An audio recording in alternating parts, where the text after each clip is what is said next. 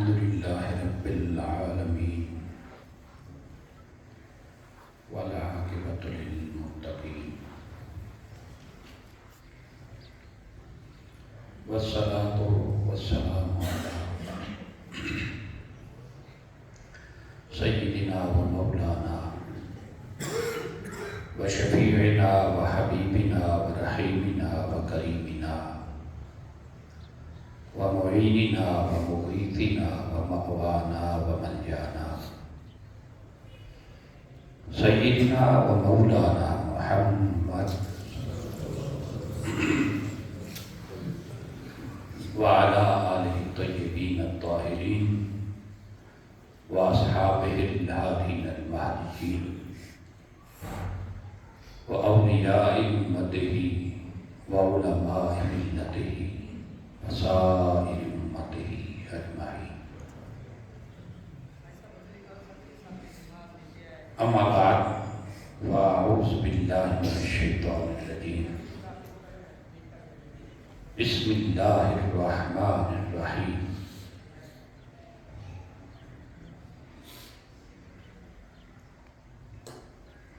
توبوا إلى الله جميعا أيها المؤمنون لعلكم تفلحون. صدق الله العظيم. إن الله وملائكته يصلون على النبي يا أيها الذين آمنوا صلوا عليه وسلموا تسليما. الصلاة والسلام عليك يا سيدي يا رسول الله وعلى آلك وأصحابك يا سيدي يا حبيب الله. الصلاة والسلام عليك يا سيدي يا إمام القبلتين وعلى آلك وأصحابك يا سيدي يا جد الحسن والحسين.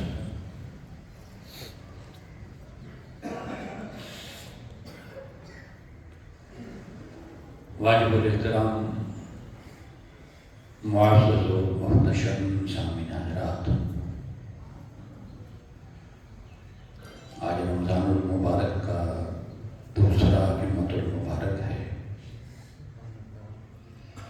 اللہ رب العزت کا لاکھ لاکھ شکر ہے کہ جس نے ہمیں زندگی میں ایک بار پھر اس ماہ مقدس کی برکتوں اور سعادتوں والی گھڑیاں نصیب فرمائیں۔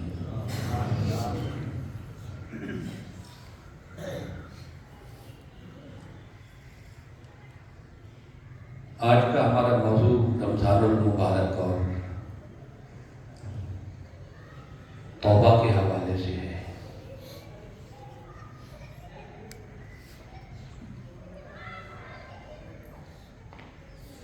توبہ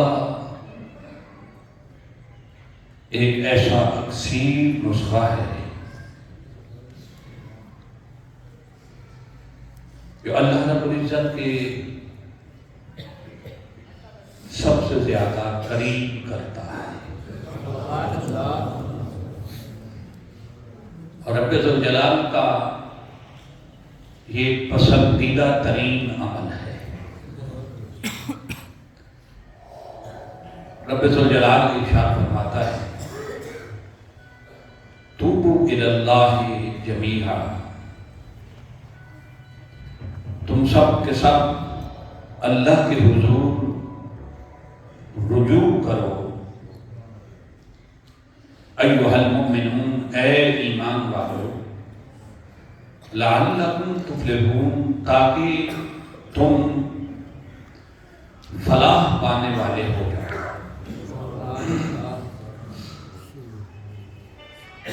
اور ایک اور مقام پر رب ذوالجلال ارشاد فرماتا ہے من تاب وعمل صالحا، وہ شخص جس نے اللہ کی طرف رجوع کر لیا اور اعمال صالحہ کرنے شروع کر دیے، فإنہ یتوب الی اللہ متابا، بس اس نے رب کی طرف ایسا رجوع کیا جیسا اس کی طرف رجوع کرنے کا حق تھا۔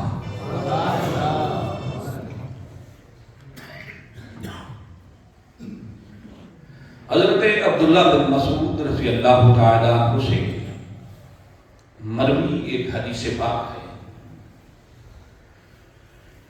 وہ فرماتے ہیں کہ توبہ کا جس طرح ایک معنی اللہ کی طرف رجوع کرنا ہوتا ہے، اسی طرح اس کا ایک معنی ان ندم توبہ. توبہ کا ایک معنی اپنے گناہوں پر پشیمان ہونا بھی ہے. انسان کو اپنے گناہوں پر شرمساری ہو، احساس ہو گناہ کا، تاکہ وہ رب ذوالجلال کی طرف رجوع کر سکے. اسے اپنے گناہ پر احساس ہی نہ ہو، اس نے اللہ کی طرف رجوع کیا کرنا ہے. حضور سیدنا غوث الثقلین رضی اللہ تعالی عنہ نے اس بارے میں ایک بڑی خوبصورت بات بیان فرمائی. آپ فرماتے ہیں کہ توبہ، سچی توبہ یہ ہے اور سچے دل سے اللہ کی طرف رجوع کرنا یہ ہے کہ تم اپنے نفس کی اتباع سے اجتناب کرتے ہوئے اس طرح یکسوئی اختیار کر لو کہ تم اپنا سب کچھ اللہ کے سپرد کر دو اور اپنے دل پر اس طرح پہرا دو، دل کے دروازوں پر، کہ اللہ رب العزت جو تمہیں حکم دے وہ دل کے اندر داخل ہو، اس کے لیے تمہارے دل کے دروازے کھلے ہوں، اور اللہ پاک اس بات سے منع کرے اس کے لیے ساری زندگی تمہارے دل کے دروازے بند ہو جائیں.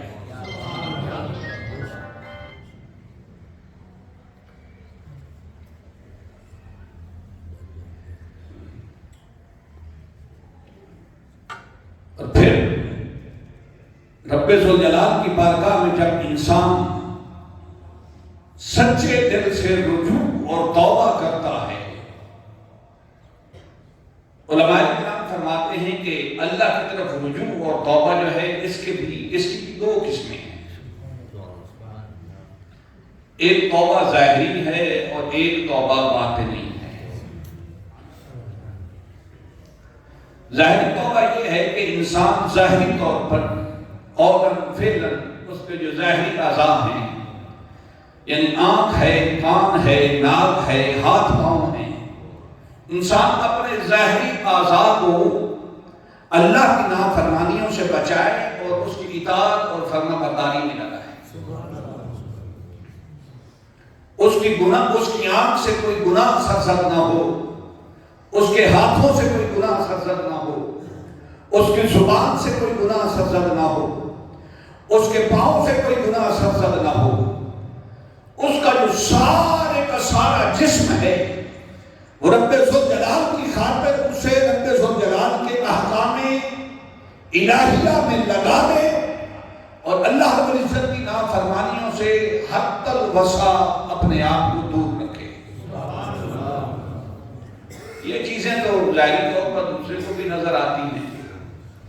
اگر ہم ہاتھ سے گناہ نہیں کریں گے تو دوسروں کو بھی نظر آئے گا کہ اس نے ہاتھ سے گناہ نہیں کیا.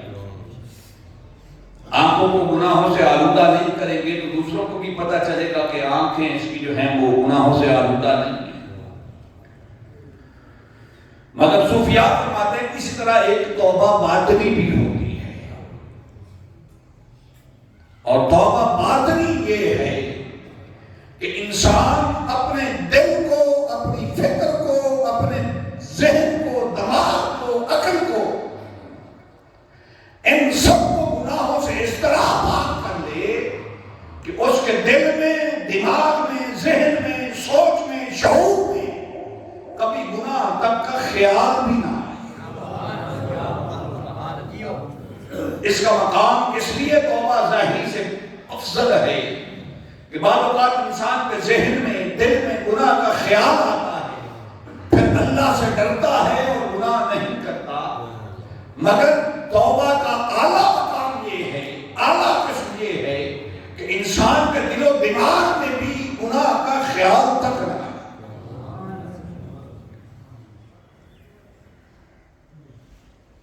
اور صوفیاء نے خوبصورت بات کی ہے اہل تصوف فرماتے ہیں کہ جب انسان کامل طور پر اس طرح ہو جائے کہ اس کے ظاہری اعضاء بھی گناہوں سے دور ہو جائے، اس کے دل و دماغ میں گناہ تک کا تصور اور خیال بھی نہ آئے، تب جا کے وہ تصوف کی تا کو پہنچتا ہے۔ یعنی تصوف کا پہلا لفظ جو ہے وہ تا ہے، تو فرمایا تب جا کے وہ انسان تصوف کے پہلے لفظ تا تک پہنچتا ہے۔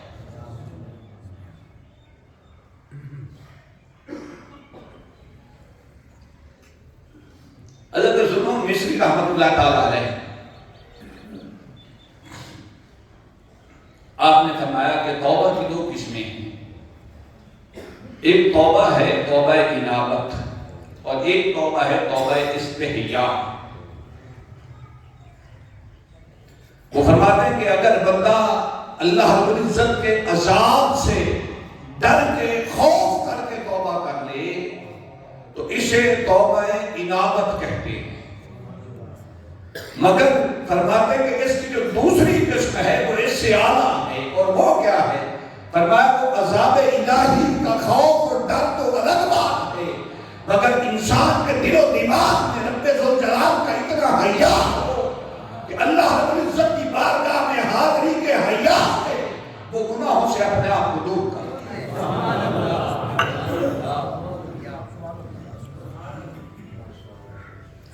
شیخ حسن مغازی رحمت اللہ تعالی علیہ بھی فرماتے ہیں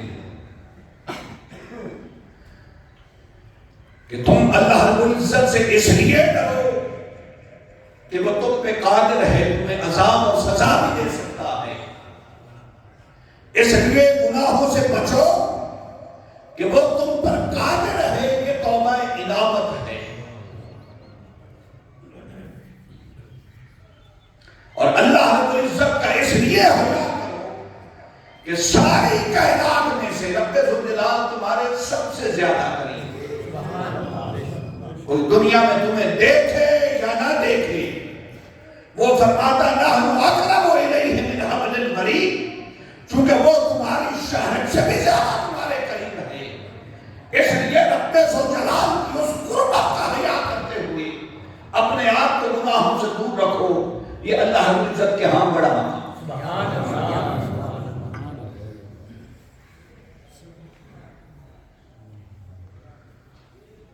اور پھر رب ذوالجلال کی بارگاہ میں ہم سب نے حاضر تو ہونا ہے، سب نے حاضر ہونا ہے۔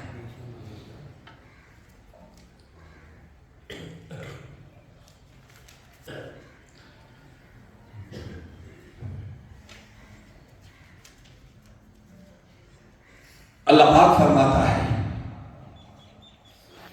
کہ انسان کو جب شیطان گناہ کی طرف مائل کرتا ہے تو یہ تو رب ذوالجلال کے ساتھ شیطان کا وعدہ ہے کہ میں تیرے بندوں کو گمراہ کروں گا۔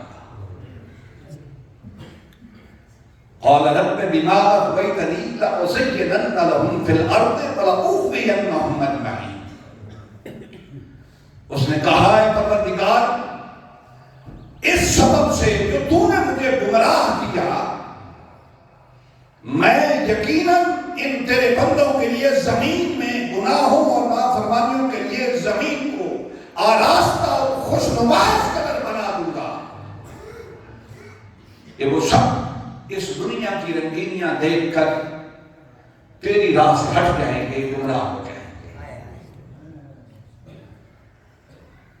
جب شیطان نے رب ذوالجلال سے یہ کہا کہ دنیا کو اس قدر سجا دوں گا، دنیا کو اس قدر آراستہ اور خوشنما بنا دوں گا کہ لوگ دنیا میں کھو کر تیری ذات کو بھول جائیں گے، گمراہ ہو جائیں گے، تو اللہ نے فرمایا، حضرت ابو سعید خدری رضی اللہ تعالیٰ عنہ ارشاد فرماتے ہیں، حدیث قدسی ہے،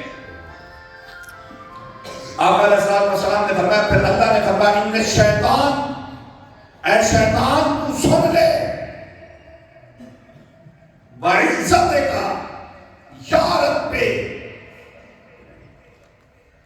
ابرح اغوی عبادتا ما دام ارواحهم فی اجسادہم، جو تو نے کہا کہ اے رب تیری عزت کی قسم، تیرے بندوں کو جب تک ان کے جسموں میں روحیں رہیں گی تب تک میں انہیں گمراہ کرتا رہوں گا، تیری راہ سے ہٹاتا رہوں گا۔ معلوم کے ساتھ ہم دیکھتے ہیں کہ ہمارے بال سفید ہو جاتے ہیں مگر ہم شیطان کے پنجے سے آزاد نہیں ہوتے۔ رب ذوالجلال نے فرمایا قال رب، آقا علیہ السلام نے فرمایا، پھر رب ذوالجلال نے جواب دیا وعزتی وجلالی لا ازال اغفر لهم ما استغفرونی، فرمایا کہ مجھے اپنی عزت کی قسم، مجھے اپنے جلال کی قسم، فرمایا تو جتنا بہکاتا رہے اور لوگ تیرے کہنے پہ جتنے گناہ کرتے رہے مگر میرے پاس وہ جتنی بار توبہ کرنے کے لیے آئیں گے، جتنی بار مجھ سے معافی مانگنے کے لیے آئیں گے، میں اتنی بار انہیں معاف کروں گا۔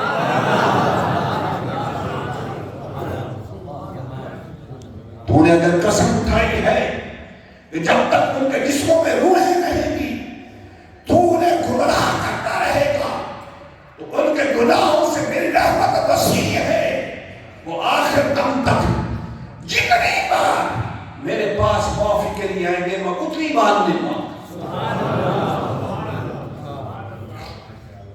میں اپنے بندوں پر کبھی معافی کا راستہ، کبھی بخشش کا راستہ بند نہیں کروں گا۔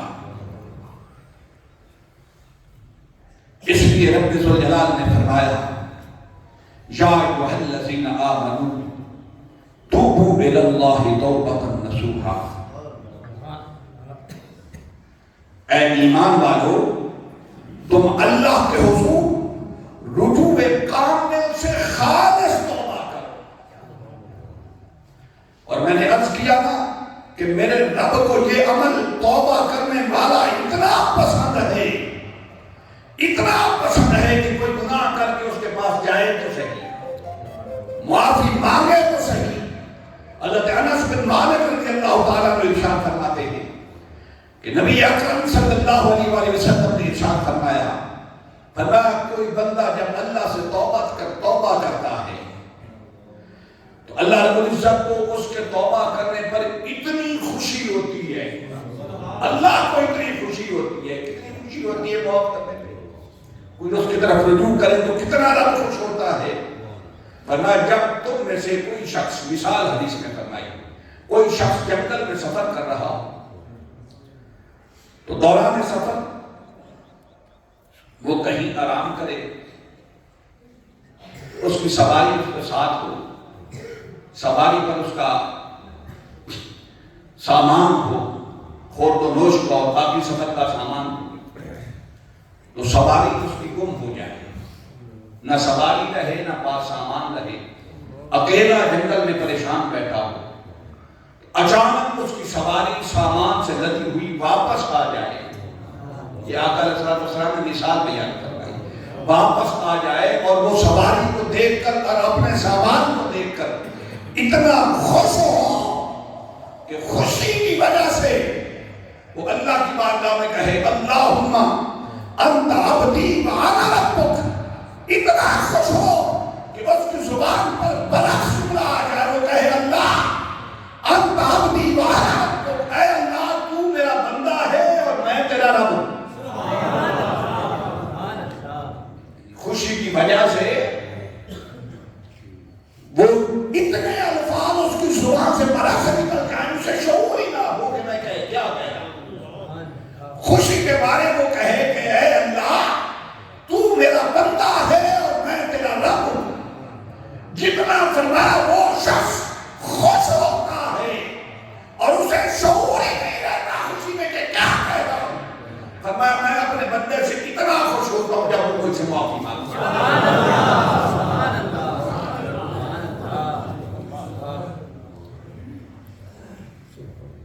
اور پھر حضرت ابو ہریرہ رضی اللہ تعالیٰ عنہ سے روایت ہے، وہ فرماتے ہیں کہ آقا نعمت صلی اللہ علیہ وسلم نے ارشاد فرمایا والذی نفسی بیدہ لو لم تذنبوا لذهب اللہ بکم ولجاء بقوم یذنبون فیستغفرون اللہ فیغفر لهم۔ سیدنا ابو ہریرہ فرماتے ہیں کہ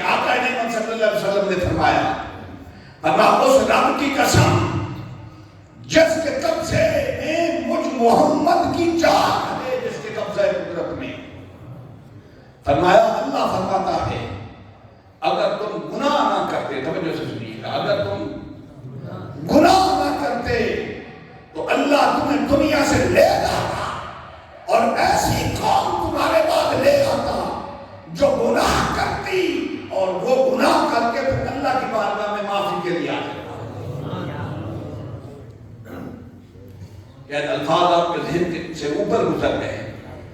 فرمایا کہ اگر تم گناہ نہ کرو اللہ فرماتا ہے تو تمہیں میں اٹھا دوں اور ایسی قوم کو لاؤں جنہیں اپنے اعمال پر اپنی نیکیوں پر گھمنڈ اور تکبر نہ ہو. وہ گناہگار ہی گناہ کرے. بھائی یہ گناہ تو انسان کی سرشت میں ہے. انسان ہے بھول جاتا ہے, غلطی ہو جاتی ہے.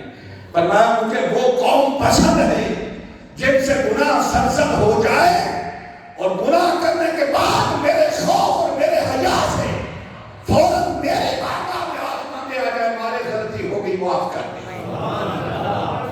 فرمایا مجھے یہ عمل اتنا پسند ہے کہ مجھ سے کوئی کتنے بار پہلے میں نے حفظت کر دی, معافی مانگے, مشرق مانگے, کتنی بار میرے دروازے پہ آئے میں اتنی بار معاف کر دوں.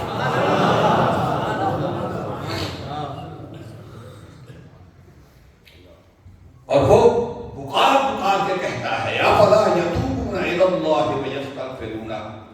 اے تمہیں کیا ہو گیا ہے, میری رحمت تمہارے انتظار میں ہے, تم میری طرف آتے کیوں نہیں, مجھ سے بخشش مانگتے کیوں نہیں, میری طرف رجوع کیوں نہیں کرتے. حالانکہ میں تو سب سے زیادہ معاف کرنے والا, سب سے بڑا رحم کرنے والا, سب سے زیادہ مغفرت کرنے والا ہوں. میں تمہارے انتظار میں رہتا ہوں, تم آتے ہی نہیں. گناہ ہو جائے تو آؤ تو صحیح میرے پاس کہ مولا غلطی ہو گئی معاف کر دے. دیکھ پھر تو مجھے کیسے پاتا ہے. اور پھر آقا نعمت صلی اللہ علیہ وسلم نے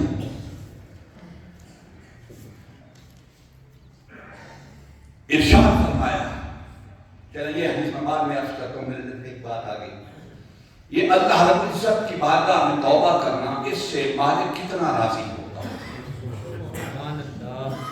حضرت فضیل بن عیاض رضی اللہ تعالیٰ عنہ, یہ آقا علیہ السلام کی امت کے بہت بڑے ولی ہیں, مگر یہ بھی سنیے گا کہ وہ ولی بنے کیسے. فضیل بن عیاض رضی اللہ تعالیٰ عنہ رہزن تھے, ڈاکو تھے, اور راہگیروں اور مسافروں کو روکتے تھے. مگر ایک ان کی عادت تھی پکی, جس سے سامان چھینتے تھے, جسے ڈکیٹی کرتے تھے, اس شخص سے اس کا نام پوچھ کر اس پر لکھ لیتے اس کے سامان پر. بھلے سے وہ تو اس لیے لکھتے ہوں گے کہ جو زیادہ مالدار ہوگا اسے دوبارہ ڈکیٹی کریں گے, مگر ان کی یہ عادت تھی جس سے سامان چھینتے تھے, ڈکیٹی کرتے تھے, اس کا نام اس کے سامان پہ لکھ لیتے. ایک دن جنگل میں تاپ لگا کے بیٹھے ہوئے تھے قافلہ رکنے کے لیے. تو جیسے ہی حملہ آور ہوئے, اس قافلے میں ایک حافظ قرآن تھا اور وہ قرآن کریم کی اس آیت کریمہ کی تلاوت کر رہا تھا. قل یا عبادی الذین اسرفوا علی انفسہم لا تقنطوا من رحمت اللہ ان اللہ یغفر الذنوب جميعا انہ هو الغفور الرحیم. حبیب آپ فرما دیجئے کہ اے وہ بندوں جنہوں نے اپنی جانوں پر زیادتی کر لی, تم اللہ کی رحمت سے مایوس نہ ہو. یا تم یہ تصور کر لیتے ہو کہ تمہارے گناہ بڑے ہیں, میری رحمت چھوٹی ہے. ہرگز یہ تصور نہ کرو, تم جتنے بھی گناہگار ہو میری رحمت سے کبھی مایوس نہ ہونا. لا تقنطوا من رحمت اللہ ان اللہ یغفر الذنوب جميعا. فرمایا میں تو تمہارے جتنے بھی گناہ ہوں گے سارے معاف کرنے کو تیار ہوں. میں نے تو کہا ہے کہ اتنے کرو گے تو معاف کروں گا, اتنے کرو گے تو نہیں معاف کروں گا. تم جتنے بھی گناہ لے کے آؤ میں سارے معاف کرنے کو تیار ہوں. معاف تو صحیح. حضرت فضیل بن عیاض نے جب یہ آیت سنی سوچا ہے میرے جتنے بھی گناہ ہوں گے پھر بھی اللہ نے تو کہا ہے نا معاف کرنا, میں آپ کی توبہ کیوں نہ کرتا. آپ حافظ قرآن کے ہاتھ پر توبہ کر لی. اب سوچا جو سامان پڑا ہے گھر میں کم از کم جو لوٹ لیا جو پڑا ہوا ہے وہ تو واپس کر دو. آپ کے گھر میں ایک یہودی کا سامان پڑا تھا جس کو آپ نے ڈکیٹی کی. گھر گئے, اب سچے دل سے توبہ کی تھی, گھر گئے، سامان اٹھایا اور سیدھا اس یہودی کے دروازے پہ دستک کی جا کے باہر نکلا. اس نے کہا تو کیسے؟ کہنے لگے نہیں آئی لوٹنے نہیں آیا، لوٹا ہوا واپس کرنے کہا کہ تو واپس کرنے آیا ایسا؟ اس نے کہا ہاں میرے رب کی رحمت بڑی وسیع ہے، آج اس نے مجھے آواز دی ہے کہ تو اب تک مجھ سے بنا امید ہے، آج اسے میرے پاس میری طرف رجوع تو کر سکتے، میں دیکھ تمہیں معاف کیسے کرتا ہوں. اس نے کہا اچھا تو نے سچے دل سے توبہ کر لی ہے؟ اس نے کہا تو کہنے لگا میں نے یہ سنا ہے کہ امت محمدیہ کا کوئی فرد اگر سچے دل سے اللہ کی بارگاہ میں توبہ کر لے تو اللہ اس کے ہاتھوں میں مٹی اور خاک بھی ہو تو سونا بنا دے. ماں یہ دیکھنا چاہتا ہوں کہ تو نے سچی توبہ کی ہے یا نہیں. اس یہودی کے گھر کوئی ٹھیکریاں پڑی تھی، یہ کنکر سمجھ رہے ہیں، یہ ٹھیکریاں آپ نے وہ اٹھائیں اور اٹھا کر اس کی مالک تو نے دیکھا ہے کہ میں نے سچے دل سے توبہ کی ہے. جو ہی آپ نے وہ ٹھیکریاں اس یہودی کے ہاتھ میں پھینکی تو سونا ہو. وہ کہہ رہے ہیں تیرا رب اتنا بڑا معاف کرنے والا ہے، بندہ جس حال میں بھی آ جائے بس دل سے تھان کے آ جائے کہ معافی مانگنی ہے وہ اسی وقت معاف کر دیتا ہے. اس نے کہا ہاں. کہنے لگا پھر ایسے سچے رب کو میں بھی کیوں نہ مانوں، اتنا جلدی بندے پہ مہربان ہو جاتا ہے.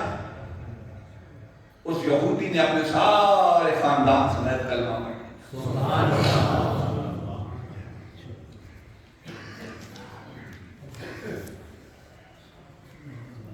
تو اللہ رب العزت کو یہ عمل اتنا پسند ہے کہ اللہ رب العزت کی سب سے زیادہ قربت اس کی بارگاہ میں توبہ اور رجوع کرنے والے کو نصیب ہے. اب تھوڑا سا میں اس بارے میں عرض کر دوں کہ یہ توبہ کی بھی کئی قسمیں ہوتی ہیں. ہماری توبہ اور ہوتی ہے، ہمارے سے اوپر والے کچھ درجے کے لوگ ہیں، نیک ہیں، ان کی توبہ اور ہوتی ہے، اور اللہ کے جو سب سے خاص لوگ ہوتے ہیں ان کی توبہ اور ہوتی ہے. توبہ صرف گناہ سے توبہ کا نام نہیں،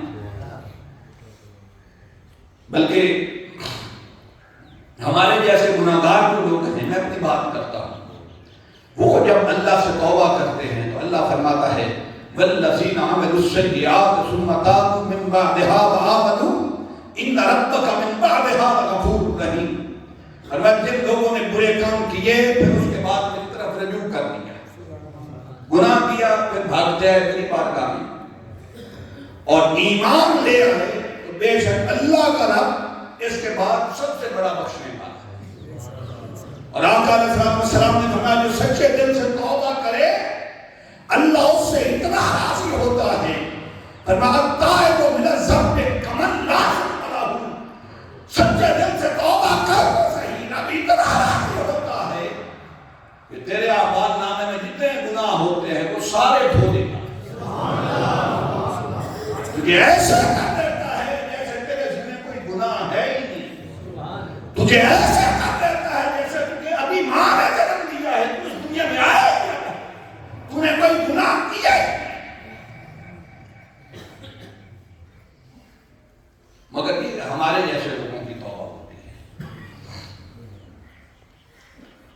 کچھ اللہ کے خاص بندے ہوتے ہیں، ان کی توبہ کیا ہوتی ہے، اور ان کی توبہ یہ ہوتی ہے، ان کی توبہ گناہ سے توبہ نہیں ہوتی. گناہ تو پہلے ہی نہیں کرتے، گناہوں سے تو پہلے ہی دور رہتے ہیں، گناہوں سے تو پہلے ہی پرہیز کرتے ہیں، مگر پھر بھی اللہ کی بارگاہ میں توبہ کرتے ہیں. اور ان کی توبہ کس طرح ہوتی ہے؟ صوفیاء فرماتے ہیں ان کی توبہ غفلت سے توبہ ہوتی ہے. کس سے؟ غفلت سے توبہ ہوتی ہے کہ مارے گناہ تو نہیں کیا، مگر جس وقت میں جس لمحے تیرا ذکر نہیں کیا وہ لمحہ ضائع تو ہو گئے. اس لمحے تمہیں یاد نہیں کیا، اس لمحے تیرا ذکر نہیں کیا تو میری زندگی سے وہ لمحہ ضائع تو ہو گیا. مالک میں تیری بارگاہ میں توبہ کرتا ہوں، رجوع کرتا ہوں کہ میری زندگی کا کوئی لمحہ میرے ذکر سے غفلت میں نہ ہو. زندگی کا کوئی لمحہ میرے ذکر سے غفلت میں نہ گزرے. حضرت جنون مصری رحمت اللہ تعالیٰ علیہ ارشاد فرماتے ہیں توبۃ العوام من الذنوب و توبۃ الخواص من الغفلہ. آپ فرماتے ہیں کہ عام لوگوں کی توبہ گناہوں سے توبہ ہوتی ہے مگر خاص لوگوں کی توبہ غفلت سے توبہ. اور کچھ اس سے بھی اوپر والے درجے والے لوگ ہوتے ہیں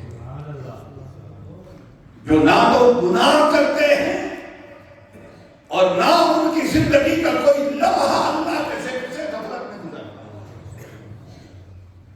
میری بات آپ تک پہنچی؟ کیا بات ہے. کچھ لوگ ہمارے جیسے جو گناہوں سے توبہ کرتے ہیں, کچھ لوگ ایسے جو غفلت سے توبہ کرتے ہیں, اور فرمایا کچھ لوگ ایسے بھی ہوتے ہیں جو نہ کبھی گناہ کرتے ہیں نہ کبھی ان کا کوئی لمحہ رب کے ذکر سے غفلت میں گزرا ہوتا ہے مگر پھر بھی وہ توبہ کرتے ہیں. جس کا کوئی لمحہ گناہ میں نہ گزرا ہو زندگی بھر, کوئی لمحہ غفلت میں نہ گزرا ہو زندگی بھر, بھائی وہ کیسے توبہ کرے؟ اللہ فرماتا ہے وہ میرے خاص بندے ہوتے ہیں اور ان کی توبہ بھی خاص ہوتی ہے. اور وہ خاص لوگ کیسے ہوتے ہیں؟ آقا علیہ السلام نے ارشاد فرمایا, میں حدیث آپ کے سامنے رکھنے لگا کہ حضور علیہ السلام میرے آقا تو امام الانبیاء ہیں اور حضور علیہ السلام بلکہ انبیاء میں سے کسی کے بارے میں بھی گناہ کا تھوڑا سا تصور بھی ذہن میں رکھنا یہ انسان کو کفر کی باتوں میں لے کے چلا جائے گا. مگر آقا علیہ السلام بھی توبہ فرماتے تھے. اب میرے آقا کیسے توبہ فرماتے تھے؟ حدیث پاک میں آتا ہے کہ آقا علیہ السلام رب ذوالجلال کی بارگاہ میں کبھی دن میں 70 مرتبہ اور کبھی دن میں 100 مرتبہ توبہ کرتے. ہمیں 70 یا 100 دنوں میں بھی کبھی توبہ کا خیال نہیں آتا. 70 دنوں میں کبھی توبہ کا خیال آ جائے یا 100 دنوں میں کبھی توبہ کا خیال آ جائے, ہمارا حال یہ ہے. مگر جس نبی کی ہم امت ہیں ان کی کیفیت یہ ہوتی تھی. سیدنا ابو ہریرہ فرماتے ہیں واللہ انی لاستغفر اللہ واتوب الیہ فی اليوم اکثر من 70 مرات. آقا علیہ السلام نے فرمایا اللہ گواہ ہے میں دن میں 70 مرتبہ سے بھی زیادہ اللہ کی بارگاہ میں استغفار و توبہ کرتا. اللہ کو گواہ بنا کے 70 مرتبہ توبہ کرتا. اور حضرت عبداللہ بن عمر رضی اللہ تعالیٰ عنہ نے ارشاد فرماتے ہیں آقا نے ارشاد فرمایا یا ایھا الناس توبوا الی اللہ فانی اتوب فی اليوم الیہ 100 مرۃ.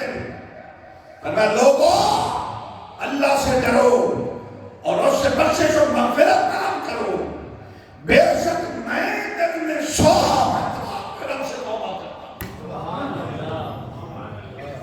اب ذرا سوچئے اگر آقا علیہ السلام کی یہ کیفیت ہے تو ہم نے تو کبھی سوچا ہی نہیں کہ کوئی گناہ کرتے بھی ہیں یا نہیں کرتے. بس میری گفتگو کا آخری لمحے ہے. ایک بزرگ کا ایک قول ہے اور یہ اخص اور خاص لوگوں کی توبہ کا قول ہے کہ خاص لوگ جنہوں نے کبھی گناہ کیا ہی نہ ہو, پھر اللہ کے ذکر سے کبھی غفلت بھی نہ کی ہو, پھر بھی توبہ کرتے ہیں. کیوں کرتے ہیں؟ تو ایک اللہ کے نیک بندے صوفی اور بزرگ کا قول ہے, وہ فرماتے ہیں وجود کا ذنب لا یقاس بہ ذنب. وہ فرماتے ہیں کہ تیرا وجود, تیرا ہونا, تیرا شعور یہ بہت بڑا گناہ ہے. جب تک تو اپنے آپ کو تصور کرتا رہے کہ میں بھی کچھ ہوں, تب تک تو کسی اور گناہ کا خیال بھی نہ کرے. اس سے بڑا گناہ کیا ہو سکتا ہے کہ اس کے سامنے تو اپنا بھی کوئی خیال رکھے کہ ایک میں بھی کوئی. جب تک اپنی ذات کو, اپنے مالک و خالق کی ذات میں تو فنا نہ کر دے تب تک توبہ کرتا ہے. اور اس طرح اس کی بارگاہ میں رجوع کرے کہ تجھے اپنا شعور بھی باقی نہ رہے. حضرت شیخ فرید العطار رحمۃ اللہ تعالیٰ علیہ اپنی کتاب تذکرۃ الاولیاء میں نقل کرتے ہیں، اور یہ آخری واقعہ میں گفتگو کر کے گفتگو سادہ بیٹھنے لگا۔ وہ فرماتے ہیں کہ حضرت حبیب اجمی رحمۃ اللہ تعالیٰ علیہ یہ مرید تھے حضرت خواجہ حسن بصری رحمۃ اللہ تعالیٰ علیہ۔ توجہ سے سنیے گا کہ خاص لوگوں کی توبہ قبول کیسے ہوتی ہے۔ تو خواجہ حبیب اجمی رحمۃ اللہ تعالیٰ علیہ ہیں، یہ شراب پیتے تھے۔ یہ شراب اتنی بڑی بیماری ہے اور اتنا بڑا گناہ ہے۔ میں حدیث پاک کا خلاصہ آپ کے سامنے رکھوں۔ آقا علیہ السلام نے فرمایا کہ شخص زندگی میں ایک بار شراب پیے، پھر میری بارگاہ میں توبہ کر لے، میں معاف کر دیتا ہوں۔ پھر پی لے، پھر آ جائے، پھر معاف کر دیتا ہوں۔ فرمایا تیسری بار پھر پی لے، پھر آ کے سچے دل سے توبہ کرے، پھر معاف کرتا ہوں۔ مگر فرمایا جو شخص زندگی میں چوتھی بار شراب پی لے، آقا علیہ السلام نے فرمایا اللہ فرماتا ہے موت پر بخشش مغفرت کے دروازے بند کر دے۔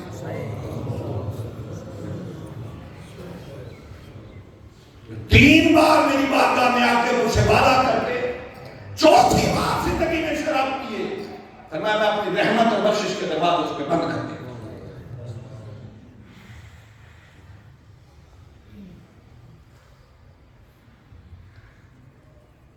اب حضرت خواجہ حبیب اجمی رحمۃ اللہ تعالیٰ علیہ نے توبہ کی۔ توبہ کیسے کی؟ سچے دل سے توبہ۔ اور خواجہ حسن بصری رحمۃ اللہ تعالیٰ علیہ کے دست حق پرست پر جا کے بیعت کی۔ خواجہ حسن بصری میں کئی بار آپ کو بات کر چکا ہوں کہ حضور کی امت کے اتنے بڑے ولی ہیں، تابعین میں سے ہیں کہ یہ ڈائریکٹ شاگرد بھی مولا کائنات کے ہیں اور مرید بھی مولا کائنات۔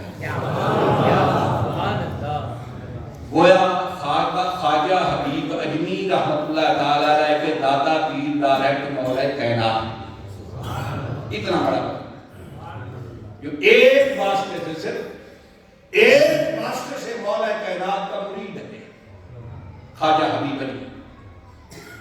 توبہ کی، پھر واپس چلے گئے اپنے علاقے میں۔ اس وقت معذرت کے ساتھ اس وقت پیر اور مشائخ جو تھے یہ نذرانے لینے نہیں جایا کرتے تھے، یہ لوگوں کے احوال کا پتہ لگانے جاتے تھے کہ اس نے توبہ کی تھی، مرید ہوا تھا، تو اس کا کوئی حال بھی بدلا ہے یا نہیں بدلا۔ خواجہ حسن بصری پیچھے چلے گئے پتہ کرنے کے، پتہ تو کروں صرف خدا کی راہ پہ لگایا تھا، لگا بھی ہے یا نہیں۔ آپ جب تشریف لے گئے تو مغرب کا وقت تھا، خواجہ حسن بصری پہنچے تو خواجہ حبیب اجمی جماعت کروا رہے تھے۔ اب خواجہ حبیب جو ہیں وہ اجمی تھے، کیونکہ ہماری طرح تھے، عربی نہیں تھے، اجمی تھے، تو ان کی قرات قرآن کی کوئی اچھی نہیں ہوگی۔ خواجہ حسن بصری جو پیر تھے وہ عربی تھے، ان کی قرات اچھی تھی۔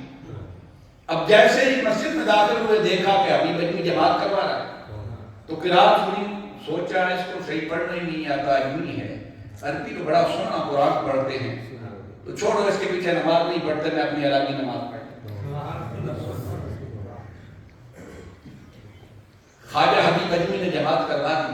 خواجہ حسن بصری پیر ہیں، اگرچہ خواجہ حبیب اجمی مرید ہیں، مگر دیکھیے رب کو توبہ کا عمل کتنا پسند ہے۔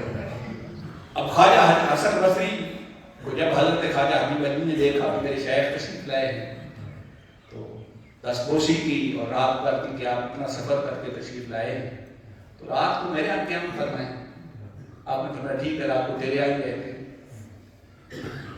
اب جب رات کو خواجہ حسن بصری اٹھے پچھلی رات تہجد کے لیے تو اللہ کی بارگاہ میں آپ کی مالک میں تیری رضا چاہتا ہوں کہ کسی طرح تو مجھ سے راضی ہو جائے، مگر اب تک میرا دل مطمئن نہیں کہ تو مجھ سے راضی ہے۔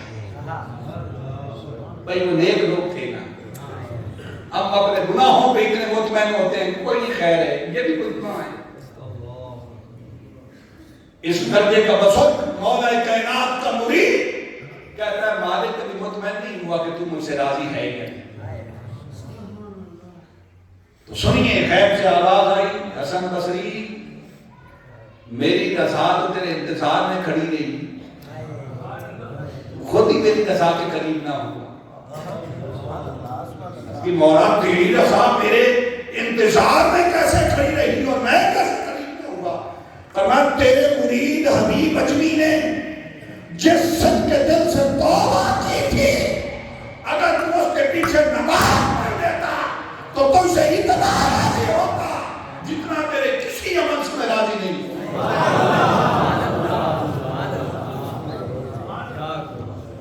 اس نے اس سچے دل سے مجھے یاد کیا، اس سچے دل سے میری بارگاہ میں رجوع کیا، اگرچہ تیرا مرید تھا مگر تو اس کے پیچھے نماز پڑھ لیتا تو تیری ساری زندگی کی میں منزلیں آسان کر دیتا۔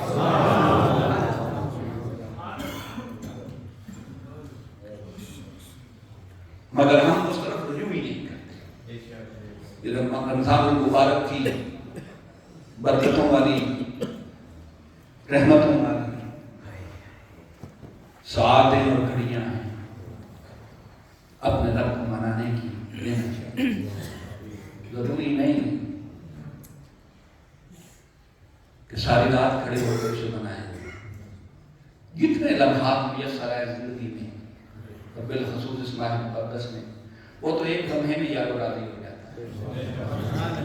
بس آپ دل کے نہاں خانے سے اس کی بارگاہ میں رجوع کریں کہ مالک میں جو کچھ بھی ہوں تیرے سامنے، اور میں سب کو چھوڑ کے اب تیری بارگاہ میں آ گیا ہوں تجھے راضی کرنے کے لیے، تو جس طرح تو راضی ہوتا ہے مجھے ایسا ہوتا ہے۔ رب ذوالجلال ہمیں اس اپنے سچے مالک اور خالق کی بارگاہ کی قربت نصیب فرمائے۔ وآخر دعوانا